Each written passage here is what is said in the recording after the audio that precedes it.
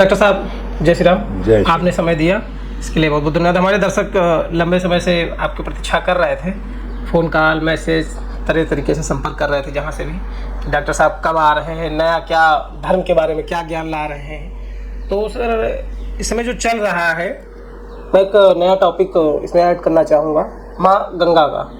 उस पर आप कुछ प्रकाश डालिए, जैसे कि आपने शुक्राचार्य, साईं बाबा और कई चीज़ों पे आपने डाला। अभी कुछ वीडियो आने बाकी भी हैं, किन तकनीकी कारणों से नहीं पहुंच पाए हैं श्रोताओं के पास।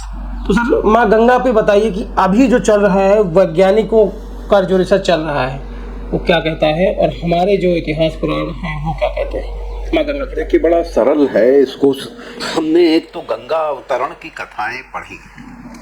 गंगा अवतरण एक पुराण में नहीं मिलता, कई पुराणों में इसका उल्लेख है, वो कहीं पे पूरा उल्लेख नहीं है, टुकड़े टुकड़े में। हाँ सर। तो हमारी समस्या ये हो जाती है कि जब हम इन टुकड़ों को जोड़ते हैं जी। तब हमें पता चलता है कि गंगा अवतरण एक वैज्ञानिक रूप से अध्ययन किया जाने वाला इवेंट है, एक ऐसी घटना है जिसको हमने कथाकारों के मुंह से तो सुन लिया, लेकिन कभी ये जानने की कोशिश नहीं की कि ये घटना वैज्ञानिक है अथवा नहीं है। क्योंकि पुराणों में कहा गया है गंगा पृथ्वी पे नहीं है, गंगा स्वर्ग से लाई गई जी। अब जब स्वर्ग से लाई गई तो स्वाभाविक है कि ये तो मैथोलॉजी हो गई, बिल्कुल हमारा विश्वास नहीं बनेगा। लेकिन विश्वास तब बनता है जब हम यहाँ पे साइंटिफिक होते हैं। जी। उदाहरण के लिए वॉयेजर 2 सन 77 में छोड़ा गया था। वॉयेजर 2 स्पेस में निकल गया जी। उसके बाद उसने हमारा गोल्डन रूल्स क्रॉस कर लिया, हमारा सौर मंडल भी लगभग पार कर रहा है। अब इस समय वो उस जोन में पहुंच चुका है जहां पे हम इंटरस्टेलर मीडियम कहते हैं। अब ये इस मीडियम में पहुंचने के बाद जो तस्वीरें भेज रहा है, उससे जो अनंत अंतरिक्ष, अनंत आकाश है, वो हमारे सामने आ रहा है। उसने एक तस्वीर भेजी है जिसमें एक प्लैनेट जो फुल ऑफ वाटर, पूरा प्लैनेट ही वाटर है, जल है, सिर्फ वाटर ही वाटर। ऐसा लगता है कि जैसे पूरे यूनिवर्स का सोर्स का सारा वही वाटर ही सारे यूनिवर्स का सोर्स है। अब उसकी लेंथ एंड ब्रेथ का नासा ने अनुमान लगाया कि कितना बड़ा है, क्या है। ये 2023 में ये भेजा है उन्होंने, नवंबर में। अब उस ब्लू कलर का प्लैनेट है, उसका जब उन्होंने अंदाज लगाया है कितना बड़ा है, तो लगा कि जितना पृथ्वी पे जल है उससे अरबों गुना ज्यादा जल उस प्लैनेट में सुरक्षित है, उस ग्रह में सुरक्षित है। अब आइए हम एक तस्वीर पा गए नासा की। हमने समझने की कोशिश की उसको कि ये क्या हम इसे जोड़ सकते हैं क्षीर सागर से, जहां गंगा उत्पन्न हुई, भगवान विष्णु का निवास स्थल है। गंगा की उत्पत्ति क्षीर सागर में ही हुई है, विष्णु के दाएं पैर के नाखून से उत्पन्न हुई है। उसी क्षण ब्रह्मा ने उन्हें अपने कमंडल में, कथा कहती है, ले लिया। तब से वो कमंडल में रही। कमंडल में रहने के पश्चात गंगा के जो गुण थे दैवीय, उन दैवी गुणों के कारण वो त्रैलोक्य में विख्यात हुई। बहुत से ऋषियों मुनियों ने उनकी तपस्या की। हमारे पास ये भी विवरण मिलते हैं पुराणों में कि गंगा सबसे पहले ध्रुव लोक पहुंची। अब आप कहेंगे साहब ये ध्रुव लोक कहां है? तो हमारे यहां नाभिकीय ज्योतिष एक ग्रंथ है जी। उसमें ध्रुव तारिक से ही जो सप्तर्षि मंडल दिखाई देता है, ये पूर्ण मंडल जो है इसे ध्रुव लोक माना गया है। इस ध्रुव लोक में गंगा का पहला अवतरण है। ध्रुव लोक में? ध्रुव लोक। तो वहां पे सप्तऋषियों ने ही, वहां सप्तर्षियों ने इनमें स्नान किया, इनके चरणों में रहे। लेकिन कहते हैं कि गंगा ध्रुवलोक में रुकी नहीं, वापस आ गई। कोई कारण था वापस आ गई। उसकी कथाएं अलग हैं। अब जब हमने अपने यहाँ पुराण पढ़े या ग्रंथों को देखा तो फिर हमें cosmology, quantum physics, space science, इन चीजों का इंटरेस्ट स्वाभाविक है जागेगा, क्योंकि हम भी देख रहे हैं कि ये यूनिवर्स जो है ये मल्टी लेयर है। क्वांटम फिजिक्स भी यही बात कर रही है कि मल्टी लेयर है। इसका अर्थ है जहां हम आप बैठे हुए हैं जी, ये तो एक मटेरियल वर्ल्ड है जो दिखाई दे रहा है। हो सकता है एक लेयर और हो क्वांटम की इसी जगह पर, हो सकता क्या है, और उसमें हो सकता है ये सागर हो, समुद्र हो, और हमारे आपके मध्य में से एक जहाज जा रहा हो।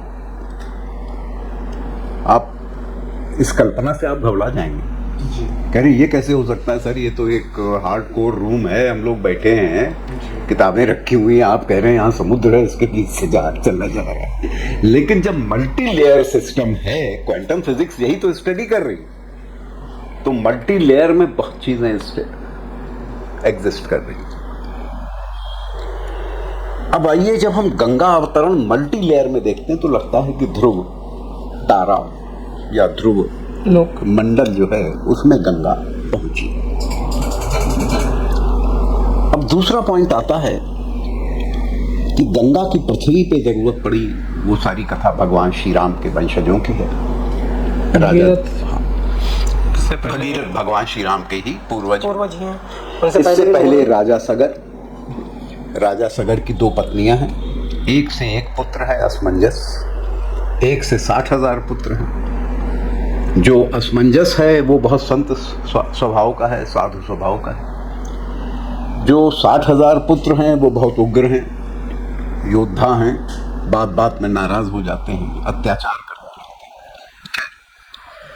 हैं। राजा सगर बहुत बड़े संत स्वयं हैं और बहुत बड़े योद्धा हैं, चक्रवर्ती हैं। उन्होंने संकल्प किया है कि हम 100 अश्वमेध करेंगे। जब 100 अश्वमेध वो करने जा रहे हैं तो इंद्र घबरा जाता है। ये कथा ही है कि हमेशा हर की तपस्या से इंद्र का ही आसन डोलता है कि कहीं ये इंद्र न बन जाएं, कहीं ये स्वर्ग में आके स्थापित न हो जाएं। तो लेकिन इंद्र भयभीत भी है, तो वो छल करते हैं कि इंद्र उनका घोड़ा चुरा ले जाते हैं और ले जाके कपिल मुनि के आश्रम में बांध देते हैं। अब कपिल मुनि ध्यानावस्था में लीन है, तपस्या कर रहे हैं, उन्हें पता भी नहीं लगता कि इंद्र ने घोड़ा बांध दिया है। उधर घोड़ा गायब हो जाता है तो यज्ञ कैसा, यज्ञ तो बेकार हो गया, तो रुक गया मामला। हाँ, अब तो विघ्न पड़ गया। तो अब पहले घोड़ा ढूंढो। वो लोग घोड़ा ढूंढने निकल लेते हैं, बच्चे इनके लड़के। होते करते ये बिहार के पास, बिहार यूपी जहाँ गाजीपुर का जहाँ बॉर्डर मिलता है जी, उस एरिया के करीब पहुंचते हैं तो वहां कपिल मुनि का आश्रम। कपिल मुनि ध्यानावस्था में लीन है, तपस्या कर रहे हैं, वहीं घोड़ा बंधा हुआ है। तो ये कहते हैं होए न होए ये सारी बदमाशी इन्हीं की है, क्योंकि पिताजी ने इनसे आशीर्वाद नहीं लिया तो इन्होंने छल करके घोड़ा अपने यहाँ ला के रख लिया। तो वो क्रोधित हो जाते हैं सगर के पुत्र और पूरा आश्रम जला देते हैं। उसकी आंच ऐसी उठती है, कितने पशु पक्षी जल जाते हैं, कितने आश्रम के अनुचर जल जाते हैं, समाप्त हो जाता है, सब भस्मीभूत हो गया। उसी में कपिल मुनि की आंख खुल जाती, तपस्या भंग हो गई। वो देखते हैं कि ये कूद रहे हैं सब वहां पे अत्याचार मचाए हुए, तो उनके आंखों से जो ज्वाला निकलती है, अग्नि का उत्तर अग्नि से ही आता है, जो ज्वाला निकलती है उसमें ये 60,000 पुत्र भस्म हो जाते हैं।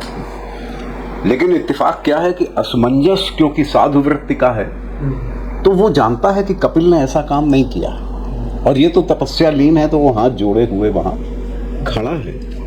तो जब कपिल उसकी ओर देखते हैं तो समझ जाते हैं कोई उसके ऊपर उनका तेज का कोई नेगेटिव प्रभाव पड़ना नहीं है। तो ये कहते हैं भगवान ये क्या कर दिया आपने। बोले इन्होंने जो किया उसका फल ये प्राप्त कर गए, वो तो एक्शन का रिएक्शन में ये हो गया कार्य। तो बोले इनका अब कैसे मोक्ष। बोले इनका मोक्ष तो सहज नहीं है, लेकिन अगर पतित पावनी गंगा में इनकी अस्थियां पहुंच जाएं तो ये मोक्ष पाएंगे, अन्यथा ये सदैव जो है वो प्रेत योनि में ही रहेंगे। इन्होंने कर्म ऐसे किया। फिर वो कहते हैं कि ठीक है, तुम्हारे अपनी दिव्य दृष्टि से देखते हैं, तुम्हारे आने वाले एक उत्तराधिकारी जो हैं वो तपस्वी होंगे, तब शायद गंगा इनका कल्याण करेगी। ये कथा है। अब इत्तेफाक से ये है कि शिव पुराण से तो संबंधित कथा है गंगा, क्योंकि गंगा जी का रिसेप्शन जो है वो भगवान शिव ने अपनी जटाओं में किया है। लेकिन इंटरेस्टिंगली ये कथा सबसे कम शिव पुराण में मिलती है। विष्णु पुराण में थोड़ी ज्यादा है, गंगा अवतरण अलग है।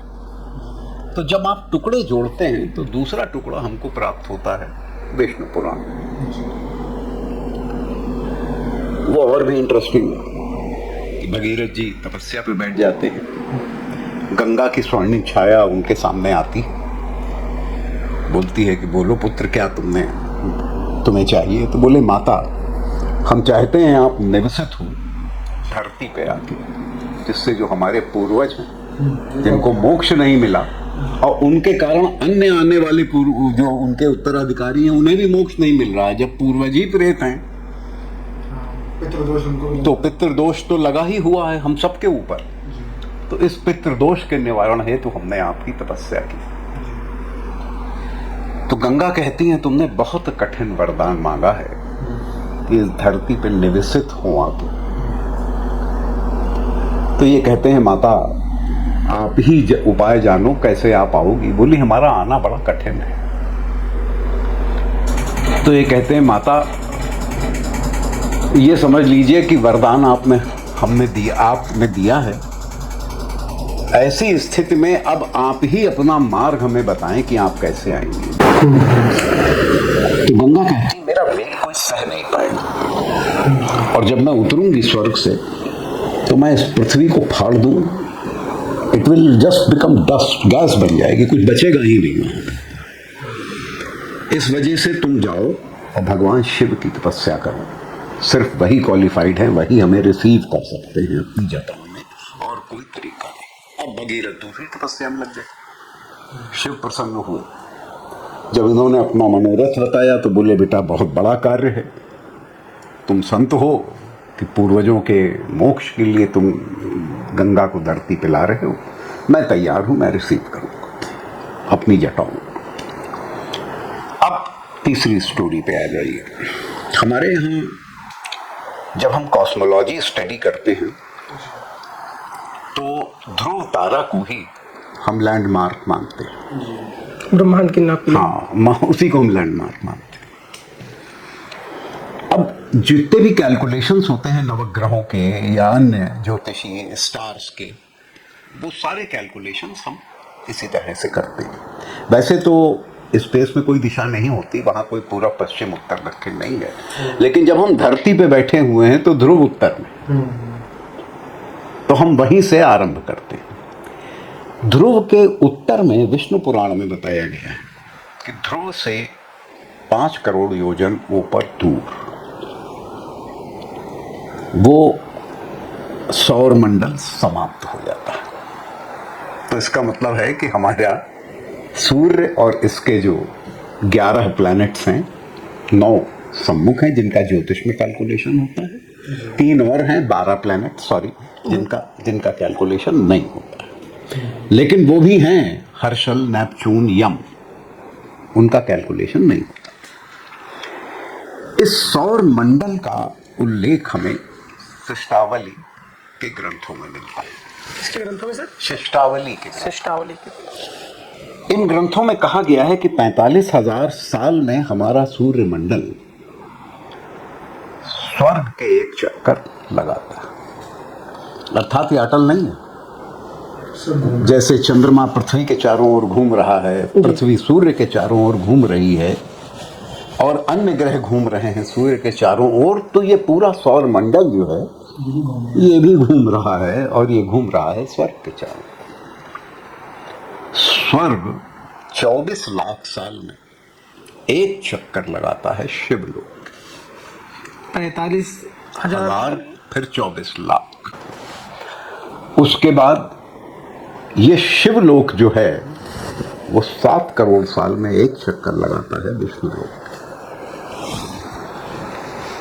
फिर ये विष्णु लोक जो है ये 85 करोड़ साल में एक चक्कर लगाता है शक्ति लोक, और ये शक्ति लोक जो है ये मनवंतर में, एक पूर्ण मनवंतर में एक चक्कर लगाता है ब्रह्मलोक। ये गणना है इस ब्रह्मांड की। तो आधुनिक साइंस तो अभी तक पहुंच ही नहीं सकता इतने। तो हमें तो जोड़ना है ना। देखिए, हम जब कोई एनालिसिस करने बैठे हैं तो हम उसको मैथोलॉजी मान के खत्म कर दें। तो अब स्वर्ग से गंगा का अवतरण हो रहा है। सोचिए वो किस डिस्टेंस से आ रही हैं, क्या मोमेंटम 45 क्या वॉल्यूम है उनका, क्या वेलोसिटी है, क्या मोमेंटम क्रिएट हो रहा है। और गंगा को रिसीव करने के लिए भगवान शिव स्वयं खड़े हैं कैलाश पे, पृथ्वी का विध्वंस है। क्योंकि उन्हें पृथ्वी को विध्वंस से बचाना है। कितनी बड़ी थॉट है यहाँ पर। आपने जो एक पजल है, कहानी जिसको बोलते हैं स्टोरी, अब हाँ, इसको हम साइंटिफिकली एनालाइज कर रहे हैं ना। अब देवता जिस समय उनका अवतरण है, उस समय देवता जो हैं हाथ जोड़ के खड़े हो गए हैं मार्ग में। अगर आप थोड़ा सा कॉस्मोलॉजी को या प्लैनेट्स को स्टडी करते हैं तो आप जानते हैं कि पृथ्वी के ऊपर बहुत सी उल्काओं के पात होते रहते हैं, एस्टेरॉइड्स आते रहते हैं, कॉमेट्स भी बहुत करीब से गुजरते हैं, उनका मलबा गिरता रहता है पृथ्वी के ऊपर। लेकिन इस सब से पृथ्वी की रक्षा कौन करता है? कभी आपने सोचा इतने एस्टेरॉइड्स जो आके पृथ्वी को खत्म कर सकते हैं, वो क्यों नहीं पृथ्वी पे आते हैं? इसलिए नहीं आते हैं क्योंकि बृहस्पति ग्रह जो पृथ्वी से 100 गुना बड़ा है साइज में जी, उसका चुंबकत्व या उसका गुरुत्वाकर्षण इतना भारी है कि वो रिसीव कर लेता है अपने में। तो जितना गार्बेज है स्पेस का वो सब आकर के घुस जाता है बृहस्पति के अंदर और पृथ्वी सुरक्षित रहती है। एक प्रकार से वो हमारा कवच है। तो इसीलिए उनको गुरु भी माना जाता है। इसीलिए देवताओं के वो गुरु हैं और रक्षा करना उनका प्रथम कर्तव्य है, तभी पृथ्वी पे जीवन है। इसीलिए गुरु को देवता माँ भगवान ईश्वर माना गया है। वो अलग है, वो कथाएं अलग हैं, लेकिन यहाँ पर जो गुरु है, जो प्लेनेट है, वही हाथ जोड़ के खड़ा है माता के कि ये मार्ग हमने प्रशस्त किया है। अक्षय तृतीया का दिन है। गंगा अवतरण का बड़ा सुंदर वर्णन है। जिस क्षण ये घटना घट रही है उस समय 5 ग्रह बुध, बृहस्पति, शुक्र, शनि और मंगल हाथ जोड़ के खड़े हैं और गंगा का मार्ग प्रशस्त कर रहे हैं। यह कथा हमें इनडायरेक्टली संकेत दे रही है कि ये 5 ग्रह स्तंभित हैं, अर्थात न ये मार्गी हैं और ना ही ये डायरेक्ट हैं। उस क्षण ये रुके हुए हैं, स्तंभित हैं। यहाँ पे हमें इन ग्रहों का मूवमेंट समझना होगा, क्योंकि ये 5 ग्रह मार्गी और वक्री दोनों गतियों में चलते हैं, अर्थात डायरेक्ट और इनडायरेक्ट। राहु केतु सदैव वक्री रहते हैं और सूर्य और चंद्र सदैव मार्गी रहते हैं। अब आइए, राहु और केतु दोनों असुर बुद्धि लगा रहे हैं, क्योंकि आप जानते ही हैं ये अमृत पी चुके हैं। दोनों ये एक ही एंटिटी हैं, क्योंकि भगवान विष्णु ने मोहिनी रूप में एक एंटिटी का सर काट के इन्हें 2 एंटिटी के रूप में परिणित कर दिया था। ये दोनों अपनी बुद्धि लगा रहे हैं कि किस प्रकार गंगा को अपने लूप में ले लिया जाए और अपने में समाहित कर लिया जाए। ये दोनों ज्योतिष में एक दूसरे के सामने रहते हैं 180 डिग्री पर, 7th house from each other. अब बेसिकली ज्योतिष में तो इन्हें छाया ग्रह माना जाता है, लेकिन कॉस्मोलॉजी में या सौर या अंतरिक्ष शास्त्र में इन्हें ब्लैक होल माना गया है। ब्लैक होल वो होता है जो अपनी बढ़ी हुई ग्रेविटी या गुरुत्वाकर्षण की शक्ति के कारण आस पास पड़ने वाली हर चीज़ खींचकर अपने आप में समाहित कर लेता है। चाहे वो मैटर हो, चाहे वो शक्ति हो, चाहे वो ऊर्जा हो, वो कोई भी चीज़ बाहर नहीं निकलने देता। चाहे वो लाइट हो, वो भी उससे बाहर नहीं निकल सकती।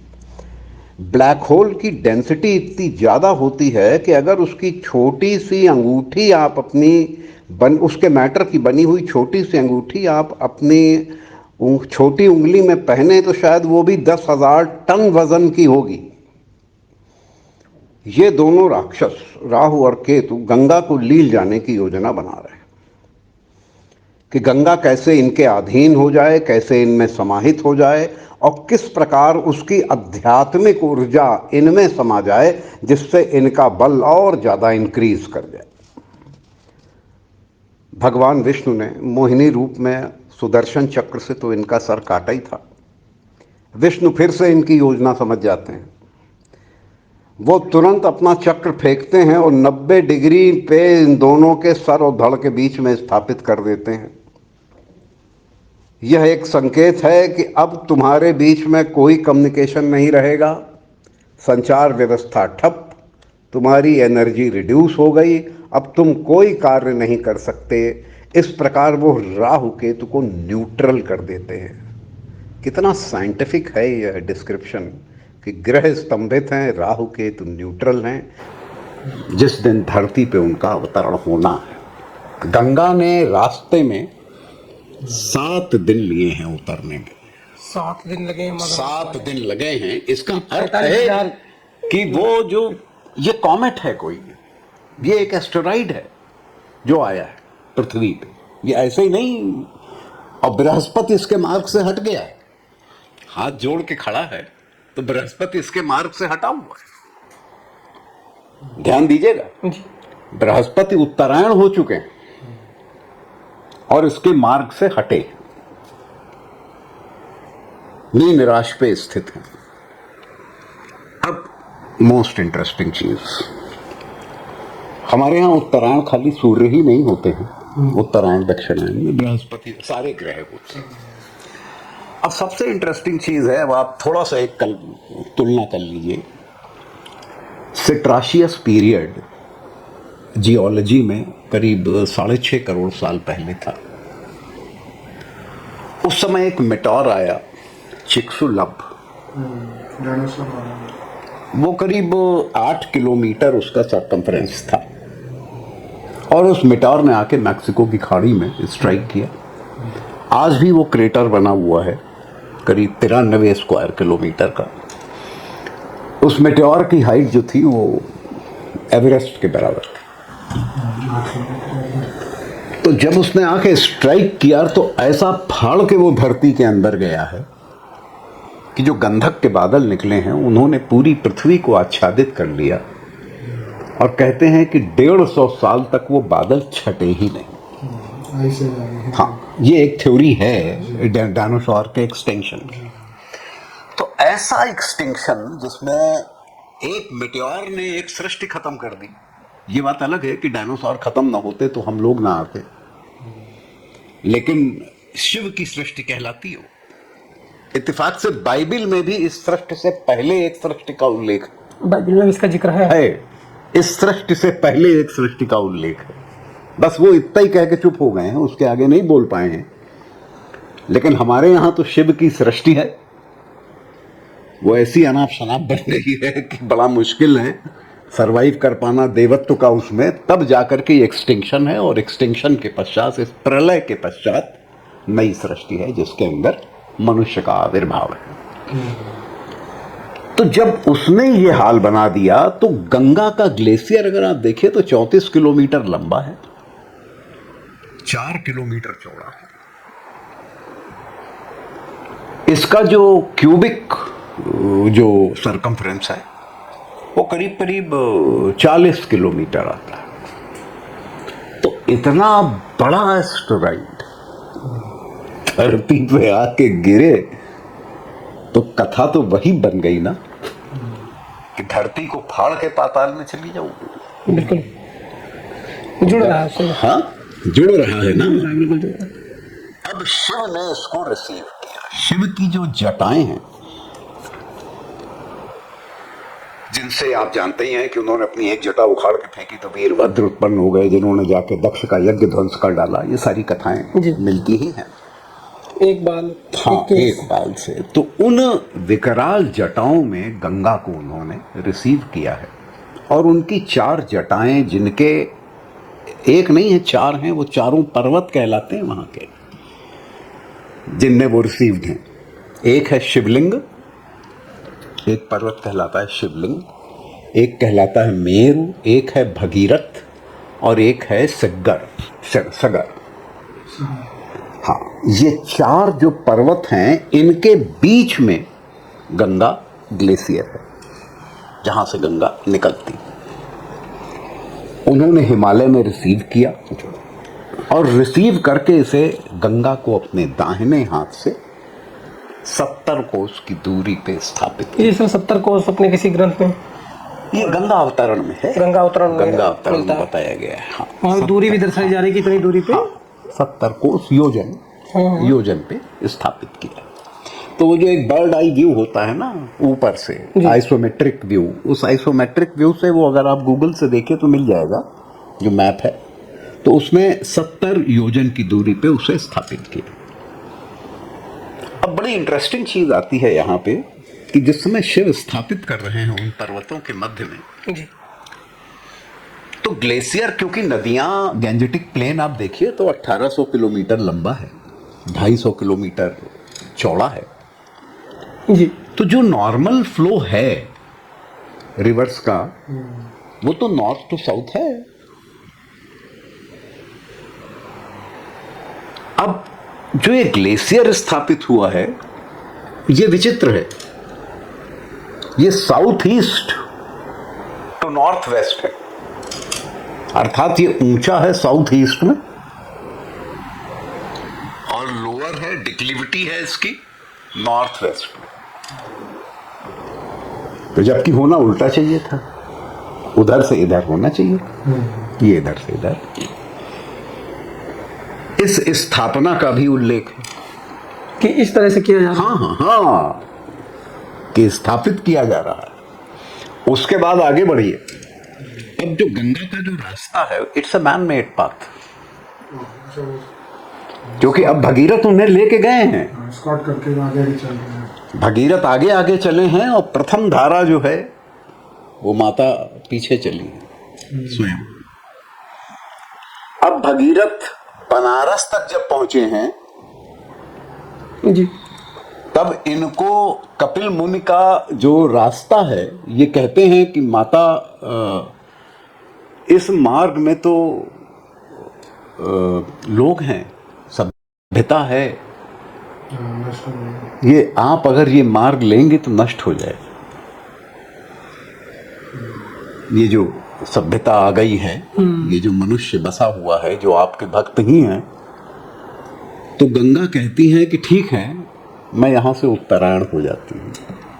अगर आप गंगा का कोर्स देखिए तो वैसे तो फॉर टेक्टोनिक रीजन है कि प्लेट्स इस तरह से फॉर्मेशन है वहां पर कि गंगा बहते बहते ईस्ट जाते जाते वो नॉर्थ हो जाती है, और वो नॉर्थ का कोर्स उनका वहां तक चलता है, बलिया गाजीपुर वाले बनारस, वो सॉरी उस एरिया में जहां पे बिहार यूपी का बॉर्डर मिलता है, जहां पे कपिल मुनि का आश्रम है, वहीं पे राजा सगर के 60,000 पुत्रों की राख पड़ी हुई है।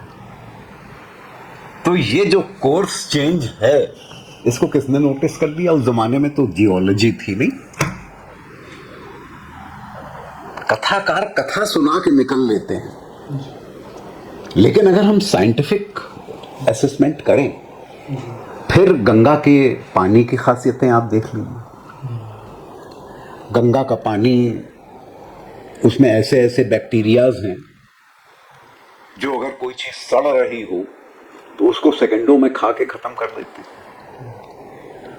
गंगा के पानी से कॉलरा ठीक होता है, निमोनिया ठीक होता है, यूटीआई ठीक होता है, जितने तरह की डिसेंट्रीज हैं सब इंक्लूडिंग टाइफाइड ठीक होता है, यहां तक एड्स, एआईडीएस भी इससे ठीक है हुई है, ये भी रिकॉर्ड आ गए हैं। अच्छा, इस पे भी काम हो रहा है? हाँ, गंगा के पानी पे काम हो रहा है। तो दुर्भाग्य है सर कि आज की गंगा जो ये मैदानी इलाकों में है, उनका तो स्वरूप ही बदल दिया गया। तो हाँ, तो वो स्वरूप बदल दिया इंसानों के द्वारा। लेकिन हमें ये समझने की जरूरत है कि ये बैक्टीरिया किसी और नदी में क्यों नहीं मिलता, सिर्फ गंगा में क्यों है? तो इसको डिवाइन रिवर या दिव्य इसको विष्णुपदी भी कहा गया है, भगवान विष्णु के चरण से निकली जी। विष्णुपदी। तो आज की डेट में जब वॉयेजर जा रहा है और हमको फोटो भेज रहा है क्षीर सागर की, और क्षीर सागर की स्थिति बताई गई है कि जिस स्वर्गलोक भी इसके चक्कर लगाता है 7 करोड़ साल में। हाँ, ये बहुत इंटरेस्टिंग है जो आप समय बता रहे हैं कि किस समय पे कौन लगा रहा है, किसको लगा हाँ रहा तो हाँ नहीं तो वो तो देखो गैलेक्सीज बदल रही है ना। है। जी। अब एंडेमिक गैलेक्सी में आप चले गए। अब ये तो खैर अब आप समझेंगे नहीं, क्योंकि ये हम समझा भी नहीं पाएंगे, क्योंकि I am not a cosmologist या, लेकिन स्टार ट्रेक वाले साइंटिस्ट जो कॉस्मॉस की मैपिंग करते हैं वो पुराणों का बहुत सहारा ले रहे हैं, क्योंकि इन्हीं में अखंड ब्रह्मांडों का उल्लेख है। अब नई नई जो फाइंडिंग्स हैं वो बता रही हैं कि जो हमारा मिल्की वे है ये जिस गैलेक्सी में स्थित है, इसके अलावा हज़ारों लाखों गैलेक्सियां हैं जो क्लस्टर्स बना करके मूव कर रही हैं पूरे ब्रह्मांड में। हमने अपनी गैलेक्सी के रीजन को जब मैप करने की कोशिश की तो हमने पाया कि ये 520 मिलियन लाइट ईयर्स पार करने के बाद हमारी गैलेक्सी ख़त्म होती है। इसको एक नया नाम साइंटिस्टों ने दिया है, लेनियाकिया। ये एक हवाई आइलैंड का वर्ड है, इसका मतलब होता है इमेजरेबल हेवन। लेकिन हमारे यहाँ ब्रह्म वैवर्त में, पुराण में पहले से ही अखंड ब्रह्मांडों का उल्लेख है। इसका अर्थ है कि इस सौर मंडल के अलावा असंख्य सौर मंडल ब्रह्मांड में एग्जिस्ट कर रहे हैं। It is very difficult to ascertain whether one super cluster ends and the other super cluster begins. लेकिन साइंटिस्ट ये बात मानते हैं कि they can attempt to chart the galaxy movements by inferring the gravitational landscape of local universe and then redraw its map। अब आप ये समझ लीजिए कि जो रिसर्चर्स इन्वॉल्व हैं in advance deep extragalactic survey, वो ट्रांसलेट करने की कोशिश कर रहे हैं कि कैसे इन वेलोसिटीज़ को 3 डायमेंशनल फील्ड्स को अंडरस्टैंड किया जाए, कैसे इन गैलेक्सीज़ का फ्लो और डेंसिटी को मेजर किया जाए। आज की तारीख में जब 21वीं शताब्दी में नासा ये कर रहा है तो हमें गर्व होता है कि हमारे पुराणों में इनका उल्लेख पहले से ही है। And I must tell that it would involve a lot of math, computing velocities of thousands of galaxies and subtracting them from the average rate of cosmic expansion। इसमें आपकी AI फेल हो जाएंगी, इसमें बड़े से बड़े mathematical model that will fall short of the ways to calculate them, whereas still आपके पुराणों में उनकी पोजीशन दी है। कितना इंटरेस्टिंग बनता है ये। और रेट ऑफ एक्सपेंशन को आप रीड कर रहे हैं, यहाँ एक्सपेंशन ऑलरेडी बताया गया है। जब श्री कृष्ण के शरीर में अर्जुन ने अनेकों ब्रह्मांडों को उत्पन्न होते हुए और अनेकों ब्रह्मांडों को नष्ट होते हुए देखा है। हमारे ग्रंथों में ओम भूर्भुवः स्वः का उल्लेख है, इसमें समस्त सृष्टि समाहित है। लेकिन वो ये बताते हैं कि ये जो भूर्भुवः स्वः है, इसमें अतल वितल नितल और गस्तिमान ये 4 पाताल हैं। उसके बाद जो भगतल सुतल और अन्य पाताल हैं वो दूसरी गैलेक्सी, दूसरे ब्रह्मांड में। उसी प्रकार वो लोकों का बताते हैं कि ध्रुव मंडल और सप्तर्षि मंडल के पार 12 करोड़ योजन दूर महरलोक है, जनलोक है, तपलोक है, वैराज लोक है, तमलोक है। ये उससे 12 करोड़ योजन दूर सत्यलोक है, यहाँ पे अमरगण निवास करते हैं। उससे भी 1000 करोड़ योजन दूर ब्रह्मलोक है। अब इंटरेस्टिंगली ये जो गैलेक्सी है हमारी, जिसकी हम अभी बात कर रहे हैं, जिसको हमने लेनिकिया बताया है, नाम दिया गया है, इसके ब्रह्मा अलग हैं, ये 4 सिर वाले हैं, और अन्य ब्रह्मांडों के ब्रह्मा अलग हैं। इसीलिए एक कथा आती है कि एक बार हनुमान जी मिलने गए भगवान श्री कृष्ण के दरबार में द्वारिका में, तो हनुमान जी से चक्र ने कहा, सुदर्शन चक्र ने, कि प्रभु आप अंदर न जाओ, इस समय ब्रह्मा और बहुत बड़ा दरबार श्री कृष्ण का लगा है। तब तक 4 सिर वाले ब्रह्मा आ गए। वो बोले मैं अंदर जाऊंगा। सुदर्शन चक्र ने उन्हें भी मना किया, आप भी नहीं जा सकते। तो बोले अरे मैं सृष्टि करता हूँ, मैं ब्रह्मा हूँ, मैं कैसे अंदर नहीं जा सकता। बोले नहीं साहब, आप 4 सिर वाले ब्रह्मा हैं। बोले हाँ, ये जाके श्री कृष्ण से कह दो।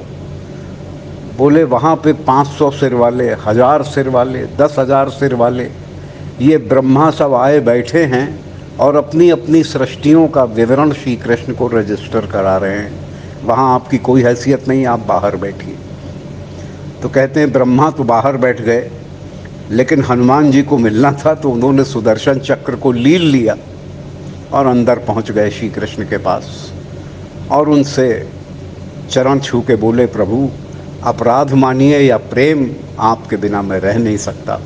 श्री कृष्ण ने उन्हें अपना आशीर्वाद दिया और बोले तुम ही अकेले हो जो सुदर्शन चक्र को लील गए, अब इसे तुम मुक्त कर दो।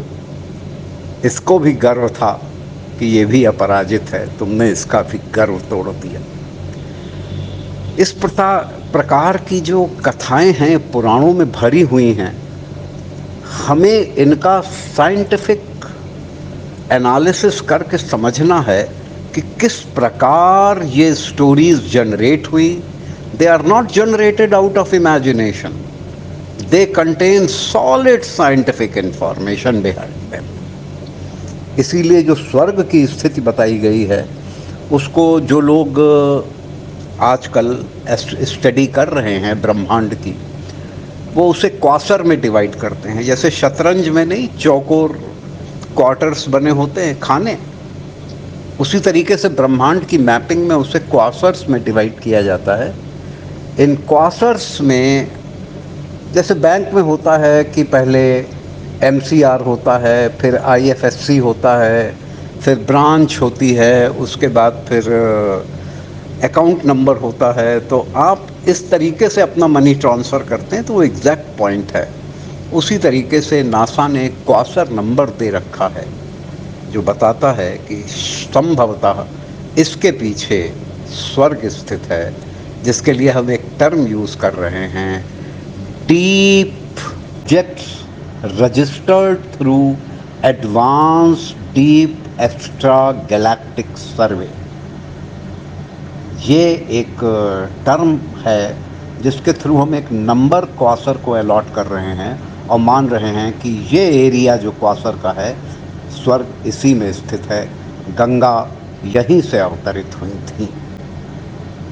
लेकिन मैं जितना पढ़ता हूँ उससे मुझको ये दिखाई देता है कि ये सारी चीज़ें जब पुराणों में आईं, और पुराण एक परंपरा के अंतर्गत लिखे, व्यास और सूत जी की जो गद्दी है वो आज भी नैमिषारण्य में है जी, और 84,000 ऋषियों का जो उल्लेख है वो भी जिनको उन्होंने एड्रेस किया है, ये सब पुराणों की संरचना के समय। ये इसका नाम नीम सार इसीलिए रखा गया कि यहाँ नीम का जंगल था। आज की तारीख में तो यहाँ नीम मिलता नहीं है, 150 पेड़ होंगे, लेकिन नैमिषारण्य, नैमिष नीम, तो ये नीम का जंगल था और इसको 1000 वर्ष की परंपरा कहा गया है।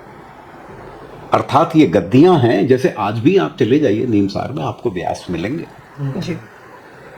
इसीलिए जब आप विष्णु पुराण पढ़िए तो उसके अंदर सतयुग के व्यासों का वर्णन, द्वापर के व्यासों का वर्णन, त्रेता के व्यासों का वर्णन ये आता है। तो हमें समझना पड़ता है कि व्यास कोई जो आदि व्यास हैं वो तो कोई एक हैं जी, लेकिन उसके पश्चात ये परंपरा चलती रही और जो उस परंपरा का हेड रहा, चीफ रहा, वो व्यास कहलाता रहा। ठीक उसी प्रकार नैमिषारण्य में भी जो व्यास परंपरा है, ये वही श्रृंखला है जो आज तक चल रही है। लेकिन ये लोग कथा करके छोड़ देते हैं। ये दुर्भाग्य है कि जो आज का जनरेशन है, यूथ है, तो उनको सिर्फ कहानियों तक ही सीमित कर रहा है। नहीं तो हमें ये देखना है ना, देखिए हमने जब वॉयेजर छोड़ा गया 45 साल पहले, वो पहुंचा स्पेस में, जी, 34,000 किलोमीटर पर आवर की स्पीड से चल रहा था। अब इस समय वो इंटरस्टेलर मीडियम में पहुंचा हुआ है। इस मोमेंट पे वॉयेजर की स्पीड बढ़ के 55,000 किलोमीटर पर एमपीएच हो गई है। वैसे तो खैर वहां पे आप किलोमीटर से नापते नहीं है, वो तो एस्ट्रोनॉमिकल यूनिट्स हैं जिनसे स्पेस में नापा जाता है, लेकिन तब भी अब वो जो तस्वीरें भेज रहा है वो आपको एंड ऑफ गैलेक्सी की भेज रहा है जी। अब हमारे यहाँ सूर्यों की 12 सूर्यों की कल्पना है, और जो हमारे सूर्य नारायण हैं जिनसे हम बंधे हैं, हमारा हमारा जीवन चल रहा सौर है। मंडल है, ये सृष्टि में सबसे छोटे हैं। वैश्वान इनसे करोड़ों गुना बड़े सूर्य, इसका उल्लेख है। तो सर इसको कल्पना क्या है कि हम लोग रिकॉर्ड मान सकते हैं कि इसको- हमारे पूर्वजों का रिकॉर्ड? ये हमारे पूर्वजों का रिकॉर्ड है भैया। जहां पे साइंस हार्डकोर एक्सपेरिमेंट से पहुंचती है, मेरा मानना है वहां आप अध्यात्म से पहले पहुंच चुके हैं। ऐसे ही नहीं है कि ब्रह्मलोक में निवसित हैं, ऐसे ही नहीं है कि विष्णुलोक गोलोक प्राप्त होगा। किसी ने तो किया, वही तो वर्णित कर रहा है। हाँ, अध्यात्म से आप उस स्थान पे पहले ही पहुंच चुके हैं, ये मानने वाली चीज। तो गंगा अवतरण हम सहज तरीके से नहीं ले सकते हैं, इसे हमें साइंटिफिकली एनालाइज करना पड़ेगा। और परहैप्स इफ दिस स्टडी, क्योंकि मैं देखता हूं हमारे पास सैकड़ों सेमिनरीज हैं जहां क्रिश्चियन स्टडीज हो रही हैं, जबकि उनके पास एक ही किताब है, बाइबल। बस सिंगल। कितनी सेमिनरीज हैं जहां कुरान की स्टडी हो रही है, स्कूल्स हैं, हदीसें हैं, बस। कोई एक मैं सेंटर जानता नहीं जहां हिंदुइज्म की स्टडी, साइंटिफिक स्टडी हो रही हो। ये इंडिविजुअल्स हैं, हम आप ऐसे मिडिल क्लास लोग जो ये काम करते घूम रहे हैं निस्वार्थ भाव से, निस्वार्थ भाव से। और निस्वार्थ। एक को पैसा नहीं मिल रहा है गवर्नमेंट से कुछ नहीं होना है, कोई पब्लिक सेक्टर से भी शायद कुछ नहीं होना है, ना के बराबर ही है। तो रिस्क है, रिस्क भी है सबसे ज्यादा। रिस्क तो हाँ कहीं निकल ही आता है। हाँ, रिस्क फैक्टर भी है। और एक तो इकोनॉमिकल भी रिस्क है कि आप परिवार को छोड़ के ऐसी स्टडी कर रहे हैं समय जिस पे खर्च कर रहे हैं, हाँ, जिससे कोई कुछ रिटर्न अर्थ नहीं निकलना है, कोई रिटर्न नहीं मिलना, कोई रिटर्न नहीं मिलना। तो जब हम इन हार्ड फैक्ट्स को एनालाइज करते हैं तो हमें लगता है कि शायद हिंदुइज्म की स्टडी, देखिए रिचुअल पढ़ाने वाले मिल जाएंगे, हवन कैसे किया जाता, यज्ञ कैसे किया जाता, जनेऊ कैसे किया जाता, विवाह कैसे किया जाता, सप्तपदी क्या है, ये सब बताने वाले मिल जाएंगे, अंतिम संस्कार तक मिल जाएंगे, शब्दों का अर्थ बताने वाले मिल जाएंगे। वही जो आप कहते हैं कथावाचकों। हाँ, लोग मंत्र रटे हुए हैं, मंत्र सुनाने लगेंगे, लोग ऋचाएं रटे हुए हैं, ऋचाएं सुनाने लगेंगे। लेकिन जब ये एक साइंटिफिक फेथ है तो हमें ये विवेचना आवश्यक है। आप सभी ने जो हमारे पुराने वीडियो थे डॉक्टर साहब के साथ में, उनको आप सभी ने सराहा, स्नेह किया, ज़्यादा से ज़्यादा लोगों तक पहुंचाया। निवेदन है कि माँ गंगा अवतरण को भी उससे ज़्यादा सराहा जाए, क्योंकि जो डॉक्टर साहब का अध्ययन है, जो उन्होंने वर्षों की तपस्या की है, अध्ययन किया है, जो ज्ञान अर्जन किया है, उसको जो साइंटिफिक तरीके से वो बता रहे हैं, ताकि जो आने वाली जनरेशन है वो पुराणों को सिर्फ कहानी तक ही ना सीमित करे। एक अर्थ से ऊपर भी जरूरी ज्ञान है, और ये जो ज्ञान है अर्थ उसका मोल हो भी नहीं सकता है। तो निवेदन है कि ज़्यादा से ज़्यादा लोगों तक पहुंचाएं, और साथ में देखने के साथ में जो हमारे दर्शक हैं, जो श्रोता है, जो देख रहे हैं, उनसे भी एक निवेदन है कि चैनल को सब्सक्राइब जरूर करें और बेल आइकन को जरूर नोटिफिकेशन को ऑन कर लें, ताकि जो हमारे डॉक्टर साहब के साथ जो वार्ता हो उन तक वो सबसे पहले पहुंचे और वो लोगों तक पहुंचाए, ताकि जो हमारा धर्म है वो आगे बढ़े, जो हिंद भावना समाज में है वो हटे, और पुराण है, जो उपनिषद है, जो वेद हैं, और भी बहुत सारे जो हमारे साहित्य हैं, उनको लोग देखें, समझें और उन पर गर्व महसूस करके ऐसा कुछ रिसर्च करें, खोज करें कि आने वाली सभ्यता और मानवों के लिए कल्याणकारी हो। वीडियो जर्नलिस्ट पुष्प पांडे के साथ प्रशांत वाजपेयी, राष्ट्र नेता।